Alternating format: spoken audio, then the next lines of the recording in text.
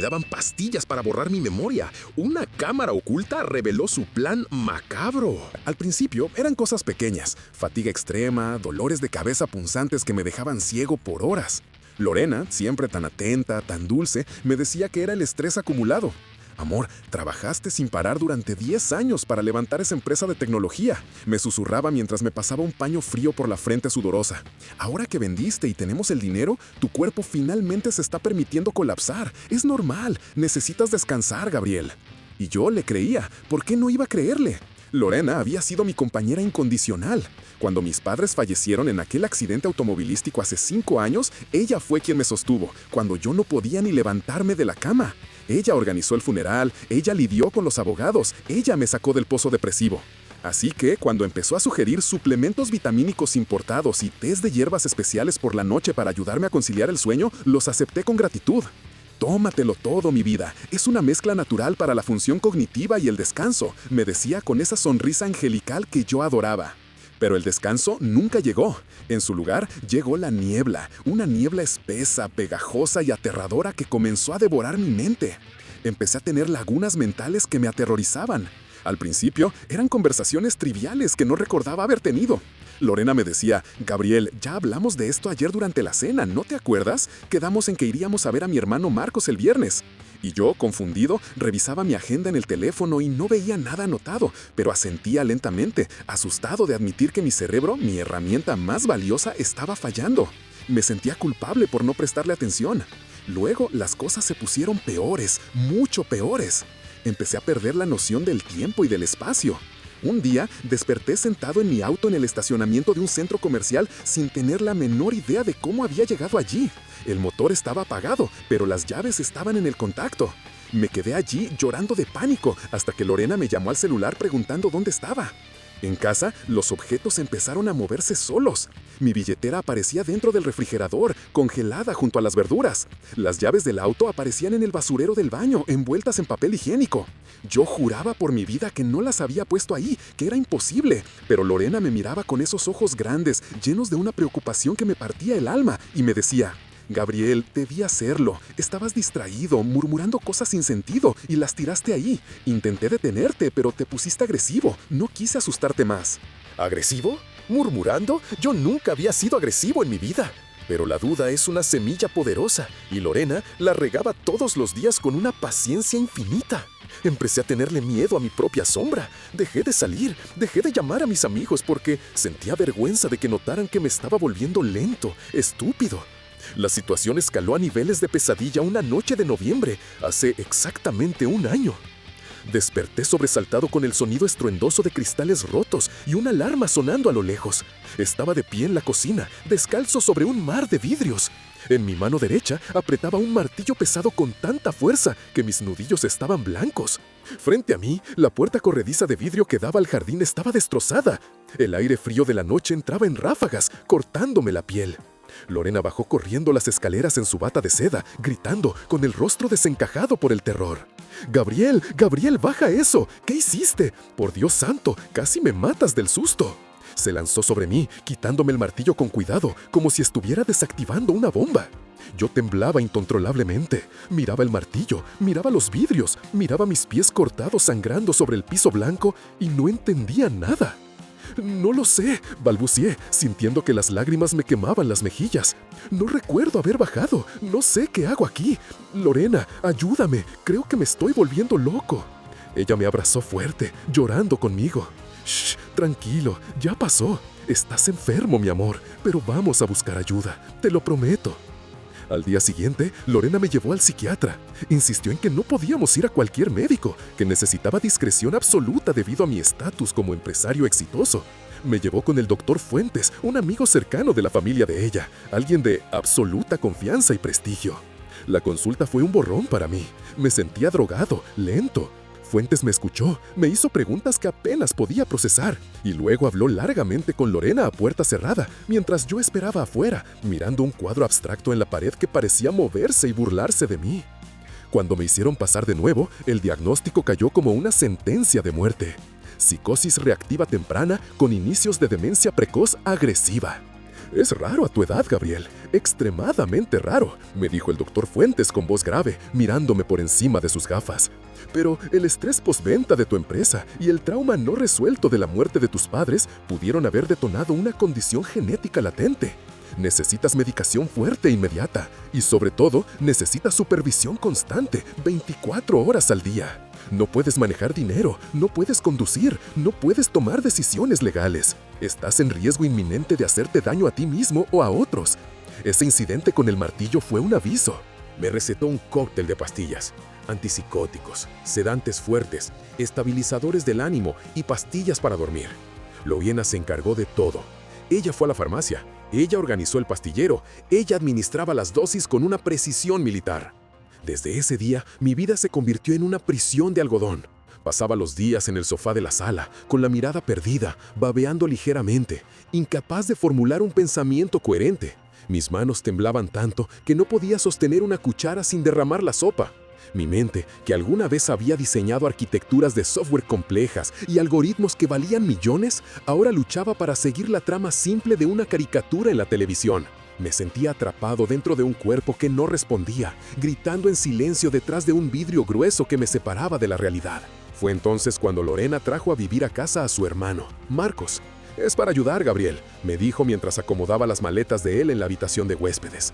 «Yo sola no puedo contigo. Necesito ayuda para moverte, para cuidarte si te dan las crisis». Marcos se ofreció a quedarse un tiempo. Marcos siempre había sido un tipo que me causaba rechazo, un supuesto emprendedor que nunca había concretado nada, un hombre de 35 años que vestía ropa de marca que no podía pagar y que siempre tenía una idea millonaria que requería mi inversión. Yo siempre me había negado a prestarle dinero, pero ahora, en mi estado, yo no tenía voz ni voto.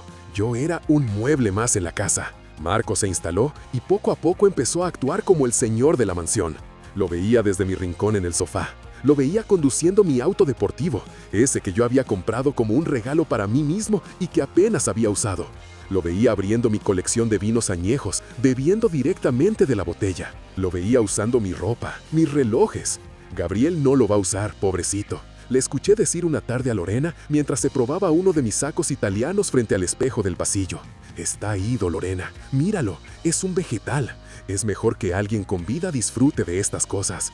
Yo quería gritar, quería levantarme y romperle la cara, pero las pastillas me mantenían en un estado de sumisión química total. Mi lengua se sentía pesada, como un trozo de carne muerta en mi boca. Mis extremidades pesaban toneladas. Solo podía mirar, parpadear y dejar una lágrima solitaria rodar por mi mejilla. Lo peor no era el robo de mis cosas, era la condescendencia, el trato deshumanizante. Lorena, mi esposa, la mujer que juró amarme, me trataba como a un niño pequeño y tonto. Me hablaba despacio, con una voz aguda y falsa, como la que se usa con las mascotas. A ver, Gabrielito, abre la boca, viene el avión con la medicina. Así, muy bien, qué buen chico eres cuando colaboras.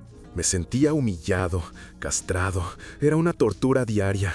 Pero, aunque mi mente estaba drogada, una parte muy profunda de mi instinto de supervivencia, una pequeña y resistente chispa de mi cerebro lógico, se negó a apagarse.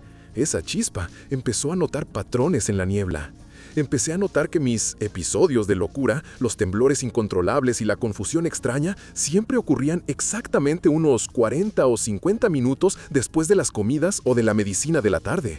Noté que los días que Lorena salía de compras y se olvidaba de darme la dosis del mediodía porque llegaba tarde, por la tarde tenía breves ventanas de claridad. En esos momentos la niebla se levantaba un poco. Podía recordar nombres, podía recordar dónde estaba. La sospecha real, la que lo cambió todo, se instaló en mí hace 3 meses. Fue un accidente estúpido, pero bendito. Era una mañana de martes. Lorena me había traído mi jugo de naranja especial, un batido espeso que ella decía que tenía proteínas para mantenerme fuerte.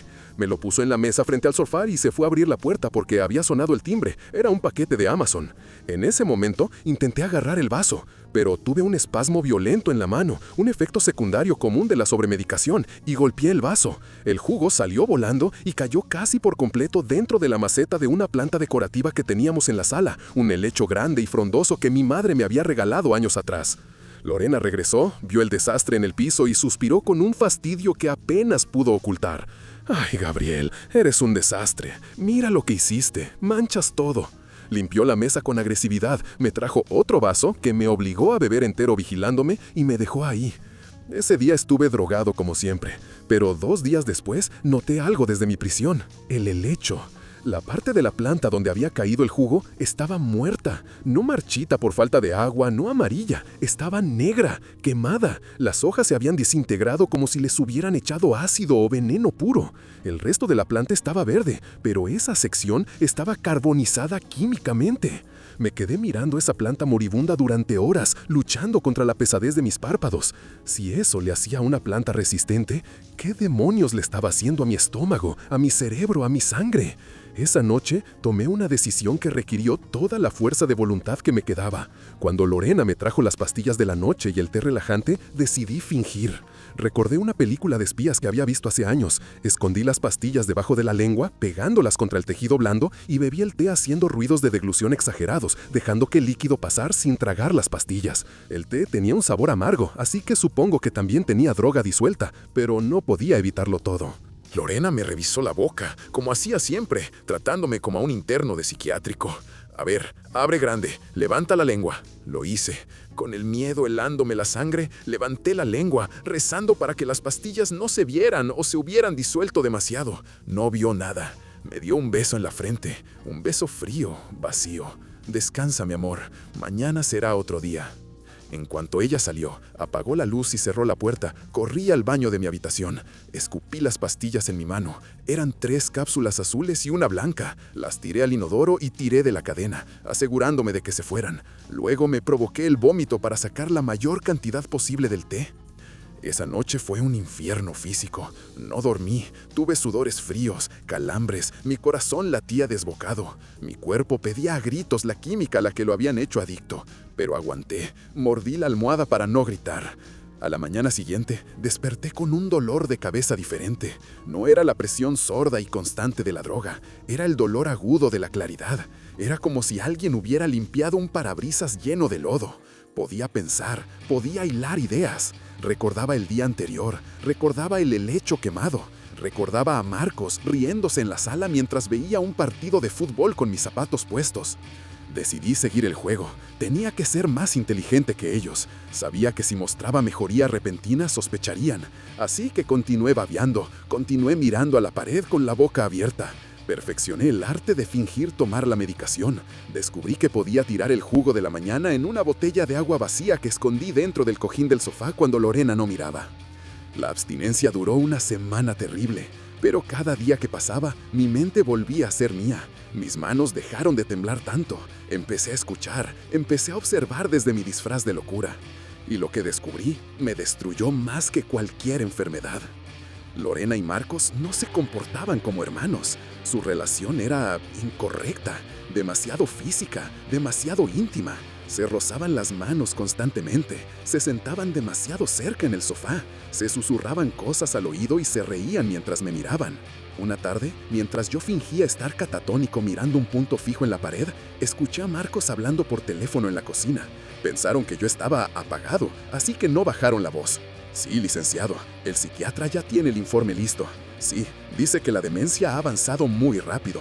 Exacto, el objetivo es la interdicción completa. Claro, una vez que tengamos la tutela legal total y el poder notarial, podemos internarlo en ese centro de cuidados paliativos en la sierra. Es barato, está aislado, nadie va a ir a visitarlo. Sí, y luego procedemos con la venta de los activos y las cuentas en el extranjero. Son 8 millones limpios, hermano. Nos vamos a Europa antes de fin de año. Mi corazón se detuvo. Me querían encerrar. Querían declararme legalmente incompetente, un vegetal humano, para quitarme todo lo que había construido, venderme como chatarra y tirarme en un agujero olvidado para que me pudriera hasta morir. Pero lo peor no fue la estafa. Lo peor fue cuando Lorena entró en la cocina. ¿Hablaste con Fuentes?, preguntó ella mientras se servía vino. Sí, respondió Marcos. Dice que necesita subir la dosis de aloperidol. Gabriel todavía tiene reflejos oculares rápidos. Si el perito del juzgado lo ve con un poco de lucidez, se nos cae el teatro. Pues súbela, dijo Lorena con una frialdad que me congeló la sangre. Dale el doble esta noche, machácalo en la cena. Si se le para el corazón por una sobredosis, bueno, sería una tragedia lamentable, ¿no? Pero seríamos viudos ricos más rápido y sin el trámite del asilo. Ahí estaba. La mujer por la que yo hubiera dado la vida estaba discutiendo pragmáticamente si matarme o dejarme como un vegetal permanente. Y entonces Marcos se acercó a ella, la abrazó por la cintura, bajó las manos hacia sus caderas y la besó. No un beso de hermanos, un beso profundo, sucio, pasional en el cuello.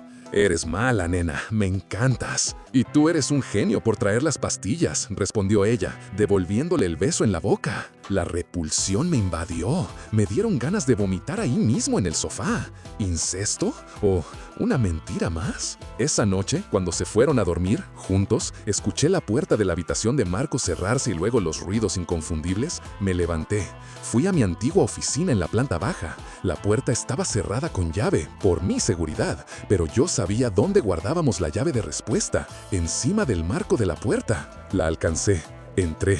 Todo estaba cubierto de polvo. Busqué los álbumes de fotos viejos de Lorena, los que ella trajo cuando nos mudamos. Ella siempre me había dicho que su familia era muy pequeña, que sus padres murieron y que solo quedaban ella y Marcos. Busqué fotos de infancia. Encontré fotos con Lorena niña, fotos con sus padres, pero en ninguna, absolutamente ninguna, aparecía un hermano. Eran fotos de hija única, fiestas de cumpleaños con un solo pastel, vacaciones con ella sola. Fui a mi computadora. Mis dedos volaron sobre el teclado, recordando viejos trucos. Busqué en registros civiles, busqué en redes sociales profundas. Tecleé el nombre completo que Marcos usaba en casa, Marcos Arriaga. Nada, no existía. Busqué por imágenes. Subí una foto que les había tomado a ambos hace tiempo. El reconocimiento facial hizo su trabajo.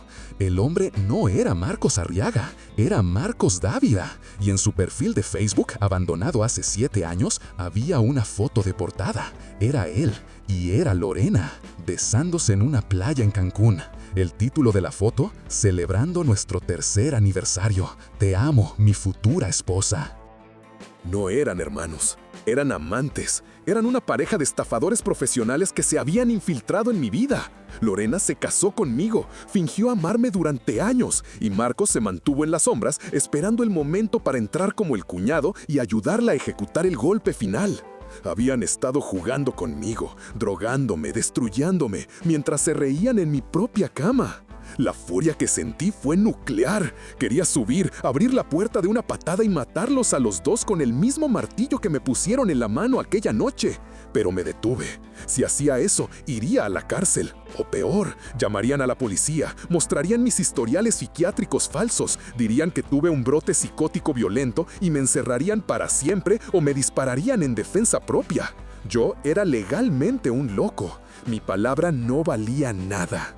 Necesitaba pruebas tan sólidas que nadie pudiera dudar. Recordé mi pasado. Soy ingeniero, soy paranoico. En esa misma oficina, detrás de una fila de libros falsos en la estantería, tenía una caja fuerte oculta que Lorena no conocía. Dentro guardaba equipos de prueba que usaba para mis desarrollos de software de seguridad, microcámaras, micrófonos de alta fidelidad, grabadoras de larga duración. Abrí la caja fuerte. Gracias a Dios, todo estaba ahí. Pasé las siguientes 3 horas en medio de la madrugada moviéndome como un fantasma por mi propia casa. Instalé cámaras del tamaño de un botón en la cocina, escondidas en los detectores de humo. Puse micrófonos debajo de la mesa del comedor, detrás del sofá, y, arriesgándome al máximo, entré en la habitación de huéspedes donde dormían y pegué un micrófono debajo de la cama. Conecté todo a un servidor privado en la nube, encriptado, al que solo yo tenía acceso desde mi teléfono oculto. Volví al sofá justo antes del amanecer. Me acomodé, cerré los ojos y esperé. Cuando Lorena bajó, me encontró dormido, babeando un poco para el efecto. «Levántate, inútil», dijo, dándome una patada suave en la pierna. «Es hora de tu desayuno». Durante los siguientes 4 días grabé todo. Me convertí en el espía de mi propia desgracia. Grabé a Lorena en la cocina, sacando un mortero y triturando pastillas azules hasta hacerlas polvo, para luego mezclarlas con mi puré de papas. La cámara captó el nombre del frasco, haloperidol. Grabé sus conversaciones en la sala, donde se burlaban de lo fácil que había sido engañarme. «El idiota nunca sospechó nada», decía Marcos, riéndose con una cerveza en la mano. «Ya cállate y bésame», decía Lorena. «En una semana seremos dueños de todo. Tengo ganas de ir a París». Pero la joya de la corona fue la videollamada con el Dr. Fuentes. Puse un micrófono cerca de la laptop de Lorena mientras ella hacía la llamada en altavoz. «Doctor, ¿está todo listo para el viernes?», preguntó ella. «Sí, Lorena», respondió la voz de Fuentes. «El informe está blindado. Declaro demencia irreversible. El juez es amigo mío, no hará muchas preguntas si ve al paciente en mal estado. Pero recuerda mi comisión. $100,000 en efectivo en cuanto tengamos acceso a las cuentas», prometió Marcos, que estaba a su lado. Trato hecho. Tenía suficiente para mandarlos a la cárcel por décadas. Extorsión, fraude, intento de homicidio, administración de sustancias ilícitas, conspiración. Pero quería más. Quería ver sus caras cuando su castillo de naipes se derrumbara. Quería ver el miedo en sus ojos, el mismo miedo que yo había sentido durante 2 años. La oportunidad perfecta llegó el viernes. Era el día del juicio. Iba a venir el notario a casa, junto con el doctor Fuentes y el juez corrupto, para formalizar la declaración de interdicción, incapacidad mental y transferir la tutela legal completa de mi persona y mis bienes a Lorena. Esa mañana, Lorena me vistió. Me puso un traje gris, pero no me puso corbata para que no me ahorcara accidentalmente. Me peinó con raya al lado, como a un niño de escuela. «Hoy tienes que portarte muy bien, Gabriel. Van a venir unos amigos a visitarnos. Solo tienes que estar tranquilo, mirar al suelo y si te preguntan algo, no hables. Solo asiente, ¿sí? Hazlo por mí». Me dio un desayuno cargado de sedantes. Lo recibí con una sonrisa vacía. Cuando ella se dio la vuelta para lavar los platos, escupí la comida en una bolsa Ziploc que tenía escondida en mi manga y luego tiré la bolsa a la basura del fondo. A las 10 de la mañana en punto llegaron. El notario, un hombre calvo y sudoroso con un maletín de cuero, el doctor Fuentes, con su bata blanca impecable y su cara de falsa preocupación médica, Marcos, vestido de traje y corbata, actuando el papel del cuñado solidario y preocupado, y Lorena, la viuda negra en persona, con un vestido negro sobrio y un pañuelo en la mano, lista para llorar a la orden. Nos sentamos en el comedor principal. La mesa de caoba brillaba. Yo estaba en la cabecera, rodeado de mis verdugos. «Bien», dijo el juez, abriendo una carpeta gruesa. «Estamos aquí para evaluar la capacidad del señor Gabriel para administrar sus bienes y su propia persona. Doctor Fuentes, proceda». «Gracias, su señoría», dijo Fuentes, poniéndose de pie y mirándome con una lástima ensayada. Como consta en mi informe, el paciente Gabriel sufre de un deterioro cognitivo severo y progresivo. Ya no reconoce la realidad. Es incapaz de tomar decisiones básicas de higiene o alimentación. Su esposa, la señora Lorena, ha sido un ángel cuidándolo, sacrificando su vida. Y es lo mejor para él que ella tome el control legal completo para evitar que dilapide su fortuna o se haga daño». El juez asintió y me miró. «Señor Gabriel, ¿sabe usted qué día es hoy? ¿Entiende por qué estamos aquí?». Miré a Lorena. Ella me apretó la mano por debajo de la mesa, clavándome las uñas en la palma. Una advertencia silenciosa. «Cállate y obedece». Hice mi mejor actuación. Dejé caer la mandíbula, miré al techo con los ojos desenfocados y empecé a babear un poco. Los conejos azules vuelan, el agua quema, mamá». Lorena soltó un sollozo dramático y se cubrió la boca. «Lo ven, así está todo el día. Es desgarrador verlo así. Era un hombre tan brillante». Marcos se acercó y le puso una mano en el hombro. «Fuerza, hermana, estamos haciendo lo correcto por él». El juez suspiró, visiblemente incómodo, y abrió el documento final. «Bien, dada la evidencia médica irrefutable y el estado evidente del paciente ante mis ojos, procederemos a la firma. Esto otorga poder notarial absoluto a la esposa. Lorena, firma aquí». Lorena tomó la pluma dorada del notario. Su mano temblaba, no de tristeza, sino de excitación pura. Estaba a un segundo de ganar. Estaba a una firma de robarme la vida entera, de borrarme del mapa. La punta de la pluma tocó el papel. En ese preciso instante, dejé de babear. Me enderecé en la silla, estiré la espalda y me limpié la boca con la servilleta de tela con un movimiento elegante y preciso. Y con una voz clara, firme, profunda y autoritaria, la voz que usaba para dirigir juntas de inversionistas internacionales, rompí el silencio. «Antes de que firmes eso, Lorena, creo que a todos les gustaría ver una película». El efecto fue inmediato y devastador. El silencio en la sala fue absoluto, pesado como el plomo. El notario dejó caer la pluma, que rodó por la mesa. El juez me miró con los ojos desorbitados. Fuentes se puso pálido como un cadáver. Lorena se congeló, la pluma aún en su mano, mirándome como si viera a un fantasma. «¿Gabriel?», tartamudeó ella, con una mezcla de terror absoluto y confusión. «Sí, querida, Gabriel». el esposo al que has estado envenenando con haloperidol y benzodiazepinas durante 2 años, el hombre al que tú y tu amante Marcos Dávila han estado robando y torturando psicológicamente. Marcos reaccionó primero, se levantó de un salto tirando la silla. Está delirando, es un episodio psicótico agresivo. Doctor, inyéctelo, haga algo. Me giré hacia él. Siéntate, Marcos, grité, y mi voz tuvo tal autoridad y furia contenida que instintivamente el cobarde se sentó. Saqué de mi bolsillo del saco un pequeño control remoto. No era el de la televisión, era el que activaba el proyector oculto que había instalado en el techo la noche anterior. La pantalla blanca descendió automáticamente cubriendo el ventanal. Señor juez, señor notario, dije, mirándolos fijamente a los ojos. Lo que van a ver a continuación es la razón por la que estos 3 individuos, señalé a Lorena, Marcos y Fuentes, no van a ir a Europa, sino a una celda de máxima seguridad. Apreté el botón, play. El video comenzó con la conversación en la cocina de hace 3 días. El audio era cristalino, amplificado por los altavoces ocultos. La imagen de Lorena apareció en pantalla gigante, triturando pastillas. Dale el doble de haloperidol esta noche.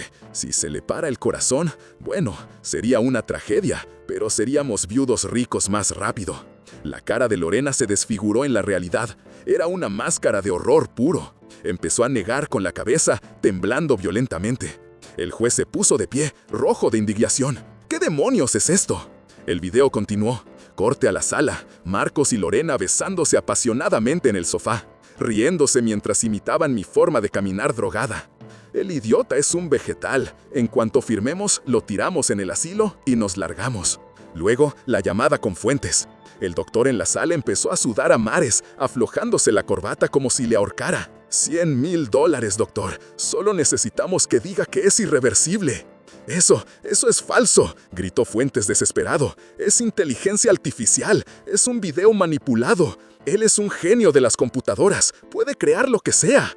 Cállese la boca, rugió el juez, golpeando la mesa. Quiero ver más. El video siguió. Mostró a Lorena poniendo un polvo blanco en mi jugo esa misma mañana, horas antes de la reunión. Mostró a Marcos revisando mis cuentas bancarias en mi laptop, transfiriendo dinero a una cuenta en las Islas Caimán. Cuando el video terminó, la sala estaba en un silencio mortal. Solo se escuchaba la respiración agitada de Lorena.